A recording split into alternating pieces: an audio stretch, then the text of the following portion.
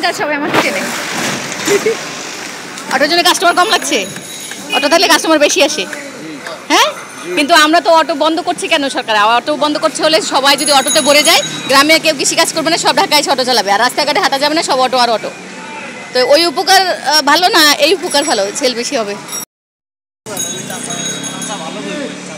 কাকা, অটো বন্ধ হলো না? তাহলে অটো বন্ধ হওয়ার পর কাস্টমার কি কম লাগছে? হ্যাঁ, অটো বন্ধ হওয়ার পর কি কাস্টমার কম আসে না বেশি আসে?